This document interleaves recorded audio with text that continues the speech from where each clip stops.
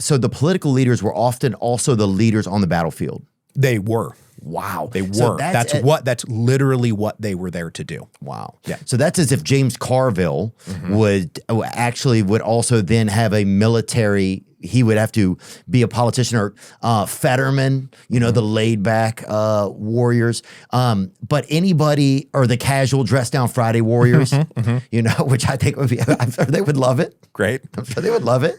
But those people also, I love the fact that if they made rules for people, they also would have to get out on the battlefield, and at some way they have to put their money they have to put their blood where their mouth is. 100%. And it actually goes deeper than that. So yeah, if you're running for consul and you want to be consul, the thing that you want for yourself and expect for yourself is to be the leader of the legion, and then go out and defeat something or someone on behalf of Rome, and then come back and have a triumph. And the triumph is you getting to parade through Rome and show off the spoils of your conflict. And sometimes there were actual wars to fight, and sometimes there's this very funny thing it's called triumph hunting, which is when a consul comes into power and he's like, there's nobody to fight, and so he'll just pick some random tribe and attack them and be like, oh, I defeated such and such a people, so he can have his triumph. Which we still do today in different ways. Yeah. But create enemies, I mean. Yeah, we do invent enemies and then go fight them, don't we? But there is a thing, like in early Roman society, really through almost to the end of the Republic, there was a property qualification to serve in the legions, because you had to have enough money, you had to have enough land to participate in the legions. Their assumption, their sort of cultural assumption, was that the people who constitute this society that we are in are fundamentally like the landowners. And if you own a plot of land, then you're a part of the society. You're the people who go and fight for this society and defend this society.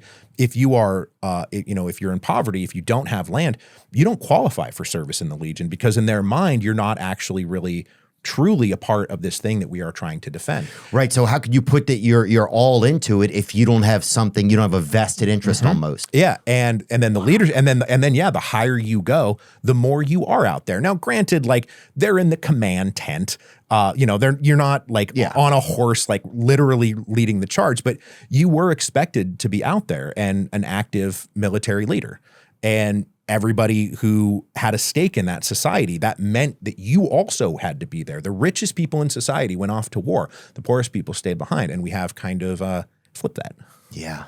God, that's fascinating. I can't even imagine it. But it sounds like, you always hear like, oh, I wish all of these, if these politicians had to have their children go off to war, they would feel totally different about the things that they send children off to war to do. You know? They're called chicken hawks. Yeah. Yep. Wow.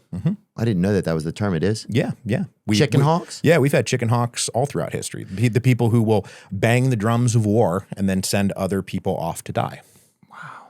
A chicken hawk go back up to the top, has multiple meanings. In bird names, it refers to 3 hawk species: Cooper's, sharp-shinned, and red-tailed. In gay slang, it's used to describe an older man who prefers younger males, okay? And politically, it can describe someone who supports war but avoids military service. Like draft dodgers, kind of. Yeah. Similar to that. Yeah, and we've had a whole run of them as presidents.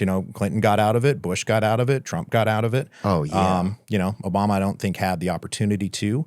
But yeah, we certainly have not followed that same steed where the people who are writing the rules are the same one who have to go out there and make sure it's their own blood that's providing the ink. Yep. What did the kings and the royalty live like? Were they living, was it just like what was it like over there? Could you just knock on the drawbridge? How did you even get over there? Well, for one thing about the Romans is they did not have kings anymore. And this is an important part of their political ideology. Once they kick the kings out in the legendary date of 509 BC, there aren't kings anymore. Okay, and why did they kick the kings out? For a variety of reasons, most especially, like it was immediately caused by the aristocrats, sort of the senatorial class, not liking the last king of Rome. And it's actually a story that he raped the daughter of a prominent senator. And so that's what precipitated the overthrow of the last Tarquin king. And that was that was in the Roman. That's how the Roman Republic started. Yeah. Because like if you go back, like Romulus allegedly founds Rome 753, and then they're kings of Rome for like 250 years. Okay. And then around 500, that's when the Republic gets going. And what started the Republic again? Take me through that story. The legendary story is that there's a last king who was the local senatorial elite in Rome did not like him very much. What was his name? Tarquin. Okay. And the Tarquin family comes from, Tarquinius Superbus, but they were an Etrurian family. And Etruria is north of Rome, not Roman. So it was a foreign monarchy that So they were provincials? The Romans were being ruled. Yeah, the Romans were being ruled by a king who came from someplace else. That's all it is. It's a foreign monarch, which is something that is common throughout history. And so they don't like the foreign monarch. And this is all trying to like sort of capture how the Romans get out from under the cultural hegemony of Etruria at the time, because the Etruscans were quite a bit better at things earlier than the Romans were.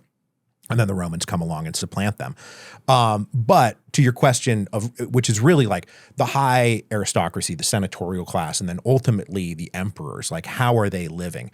Well, and wait, did we finish the story? What happened? Oh, you told us about the story, but what happened with the? Oh yeah, according to the story, Tarquin rapes the daughter of a prominent senator in Rome, and that guy goes and he rallies all of his his brothers and his allies and his friends, and they overthrow the king and they kick him out. And then they say, we're not doing kings anymore. Wow, we are going to do a like job rotation system and set up proto-democratic assemblies. And then that's how they ran themselves for like 500 years. And is that how democracy began? Well, democracy, yeah, it's one of the places. Democracy's coming from like Greece, right? They're taking cultural cues from what's happening over in Greece, because like just as and there is debate about when the Roman Republic was actually founded, because you do get sort of Solon coming over to Athens and being like the great lawgiver of Athens, and sort of the like, I'm going to get this date wrong, but it's like around 470 is when he's the lawgiver of Athens. And this is when you start getting sort of like what we think of as democratic government. And it's entirely possible that later Roman historians went and backdated, like they retconned their own history so that they would come along like 30 years before that, because everybody knew about what was going on in Athens. And they were like, actually, we got there 30 years earlier, which is just them, doing a little light revision of their own history in order to make sure that they were always the super bus. It's like an Instagram filter. It's like an Instagram filter. Exactly. Yeah. It's a little Jakarta. Yeah. But, if you're a senator. So now we have the Republic going on. Yeah. This is where the Republic of Rome, this is the second of kind of three of the, this is the second of kind of the three main parts of Rome. Then we get into the Roman Empire. Exactly. Okay. Yeah. So now we no longer have kings. No longer have kings. King's bad. You bad. cannot be a king. In fact, if anybody tries to be a king, if anybody tries to become a king, any Roman citizen can kill that person. Oh, yeah. Kill the kings. Oh, yeah. No Sacramento kings. No even. kings. There is a reason why the emperors are not kings, because kings are verboten, right? You are not ever going to be a king. And every Roman senator ultimately thought that they were superior to any king. And there were kings throughout the Mediterranean world who would be like clients of the Roman Empire. And any Roman senator considered themselves socially, morally, politically above a mere king. So you have the Republic now, and the counselors of the Republic, the rich guys. How were they living at the time? The people who were sort of the aristocrats, which is synonymous with the senatorial class, they are the major landowners of Rome, and so they do not have occupations. They are living off of the rents of their land. They're living off of the produce of, the peasants who are living on their land, and then ultimately the slaves who are living on their land. That's where their income is coming from. That's where their wealth is coming from. They themselves don't have to do anything. They don't have to have a profession. They don't have to have a job. And in their minds, this is what made them the perfect people to lead the Republic, because they were the only people who had the leisure time to like be literate, to read things about history, to learn things about how to actually do statecraft, to have the time to engage in all of those pursuits. And that made them like uniquely able. And then if you say like, well, hey, maybe we should educate everyone then, and then like we can have all of these. And they're like, no, we don't want to go that far, because really they just wanted to be in charge. But there is sort of a self-justifying like ideological project there, which is like we're the ones who have the time to do this, and so we will be the ones who do it. And so they would have country villas. They would usually have like a place in the city. A lot of them clustered on the Palatine Hill. That's, I mean, to this very day, jockeying for a house in the best neighborhood. This is a tale as old as time. This is what was going on the Palatine Hill. You wanted to be in a good house, in a bigger house. Amongst the other people who are thinking and making decisions.